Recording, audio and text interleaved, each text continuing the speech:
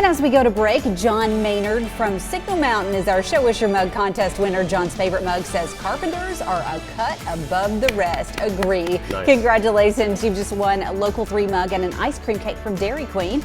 And if you're watching this morning, be sure to send us a picture of you and your favorite mug. We'd love to see it. To show us your mug at local3news.com. Remember, we need your picture, your phone number, and your address. 6:35 is your time. We'll be right back.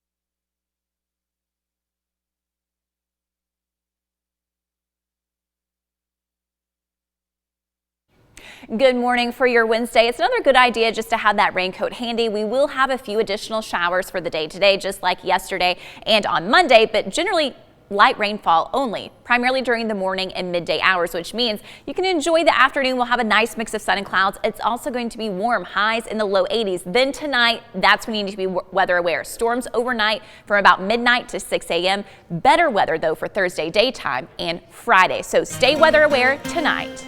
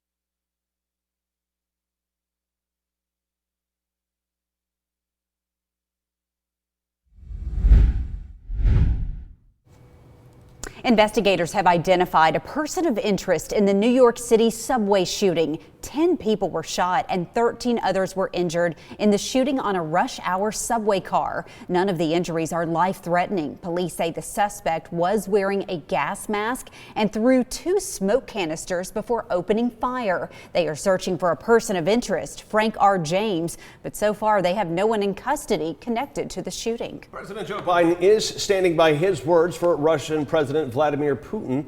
During remarks on inflation in Iowa, the president called Russia's actions in Ukraine, quote, genocide, and referred to Putin as a dictator. Later, the president doubled down on his comments, but said it was up to the international community to legally classify the Russian army's actions. And some sad news to pass along this morning. Actor and comedian Gilbert Gottfried has died. An announcement was made on his official Twitter page yesterday, citing a long illness. Gottfried was 67 years old and has been performing stand-up for more than 50 years. In Walker County, Georgia, 3 men are charged with arson. Brandon McLemore, Jacob Adkins, and Ryan Adkins were arrested after an investigation into a series of car burglaries in Catoosa and Walker counties last month. One car you see there was reported missing in Chickamauga and was found after being set on fire. Additional charges, of course, are pending. 6:39 still ahead on Local 3 News today. Meteorologist Allison Pryor will have when temperatures could reach the 80s. Is that today? That is today. It is going to be a warm day, and that's before potential storms roll in later tonight and a lot of rain. She'll be talking about that. Plus, she'll have the answer to our Wednesday weather trivia coming up.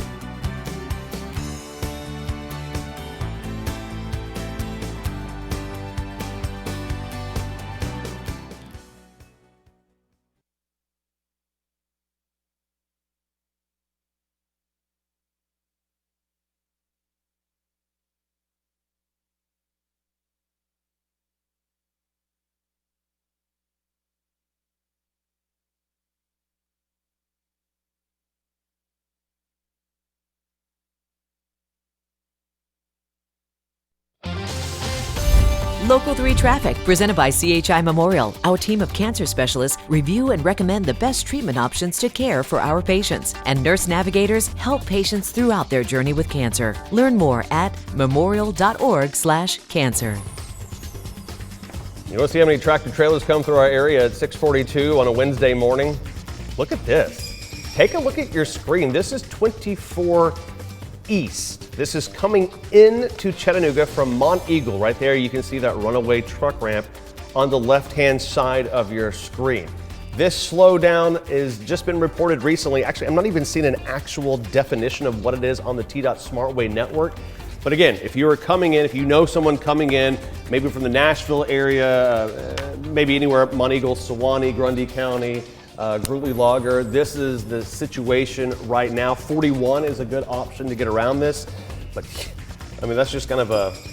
And that's about a line of tractor It's trailers. interesting perspective, Yeah. I mean, and listen, when I'm talking about tractor, I mean, they're delivering the things that we purchase each and every day. They are busy these days. But that's a bummer for everyone involved. So again, 24 eastbound coming down the plateau into the South Pittsburgh area. That's the situation right now. You said you know where that is because of the ramps. Yes, the exit ramp right there. We'll keep you updated on this throughout the morning right here on Local 3 News. Wednesday weather trivia, everyone. It is time to find out who got it right. Allison? All right, so this one is a 50-50. It's true or false. So the last spring frost has been in the month of April, so not in the month of March. Each of the past 5 years, our median last spring frost is April 4th. So true or false?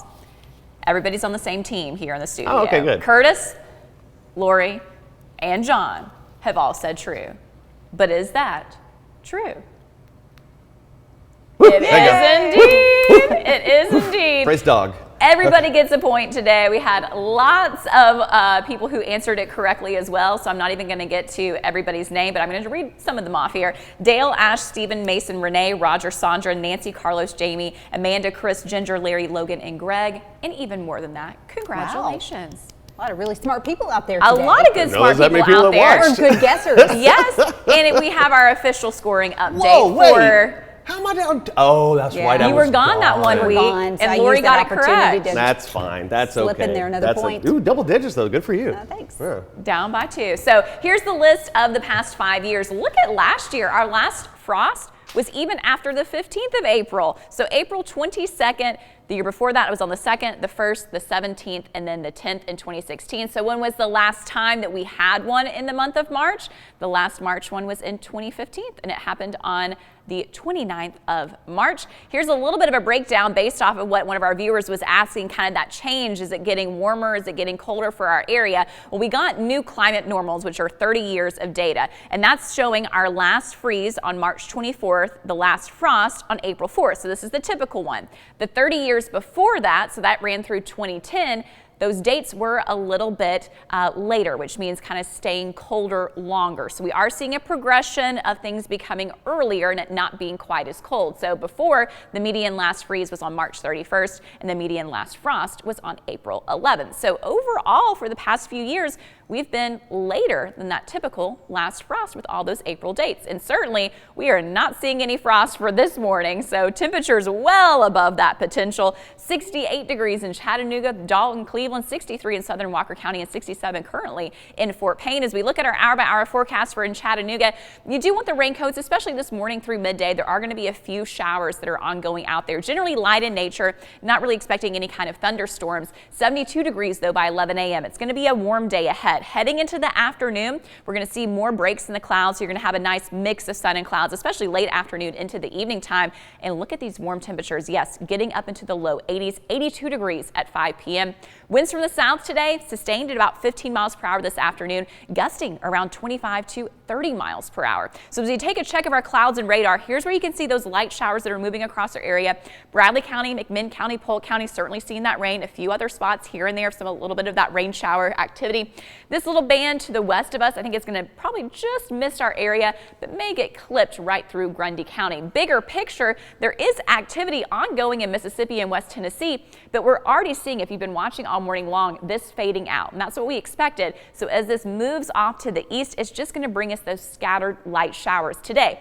The bigger deal is this cold front to the west. Storms are just now starting to form on it. They're really going to get rolling this afternoon and evening, pretty much right along the Mississippi River. So if you know anybody that lives in Memphis, make sure that they're aware of that severe risk for the day today. As it moves across eastward to our area tonight, it will be weakening, but we still have the chance for some severe weather tonight. So you need to be weather aware. Key timing for us, midnight to 6 a.m. Eastern time from west to east. The primary risk will be damaging wind gusts, especially if you're along Highway 27, so that includes Chattanooga and westward. At that level 2 slight risk, the rest of the area is at that level 1 marginal risk.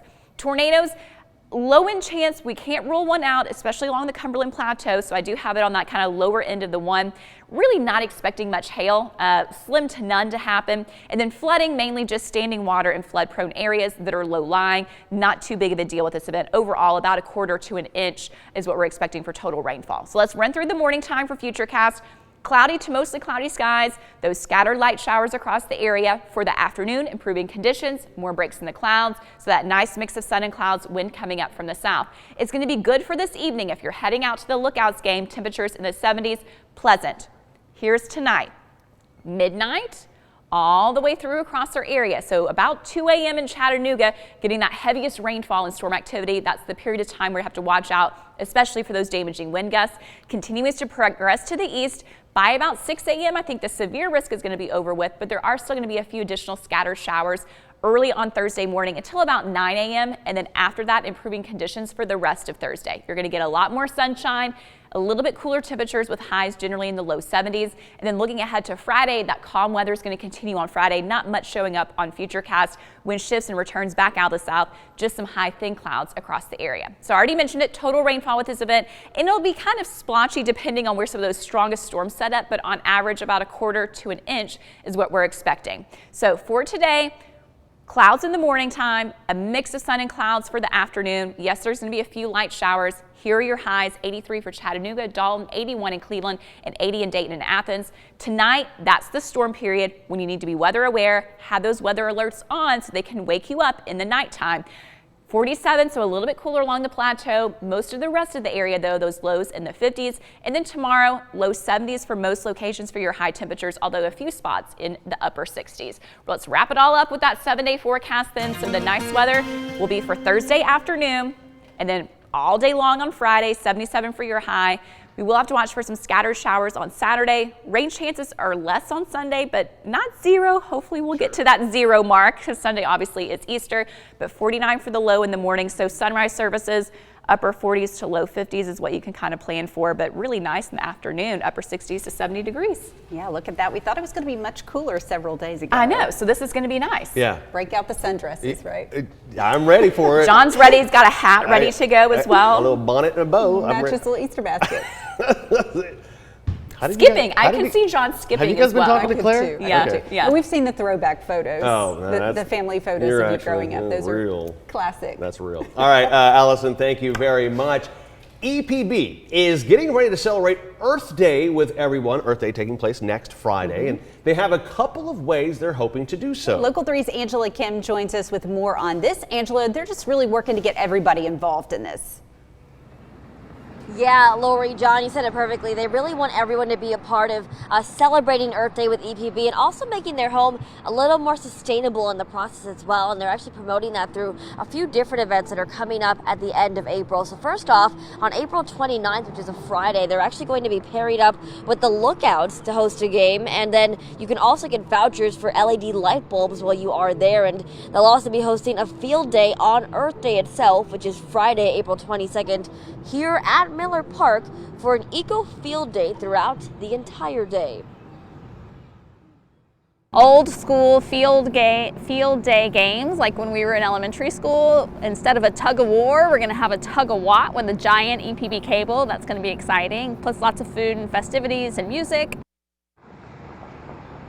Now, finally, you can attend EPB Night with the Chattanooga Football Club on Saturday, April 30th, and EPB pros will also be at all of these events if you would like to learn how to lower your energy bill at home with their EPB Pro service. And of course, we'll have a full list of these events inside our Local 3 News app. But I don't know, John and Lori, I think a tug of war sounds awfully fun, but I really don't know if we had a showdown who would win. I think it'd be a pretty close matchup. Probably depends on the day. But yeah, how many bad jokes did I make that day? Are you saying that, are you between Lori and myself, who would win that? I just want to be very clear. I mean, between anybody. We can add in me, Caroline, Allison, everybody, but I think it'd be a fun showdown either way. Yeah, I don't have what doctors describe as muscles, so I think I'm pretty much out of it. I got my money on Lori and Caroline, but Angela, I think if we were on a team together, we'd at least have fun. So, yeah, we'll keep that in mind. Well, hey, you ate a salad yesterday with some protein, so I you're did. on the right path to, building those muscles. Still waiting for it to kick in. Angela, thank you very much. Appreciate you. Now, up next, we're going to share what you need to know before heading out the door. Yeah, stay with us. Your time is 6:52. We'll be right back.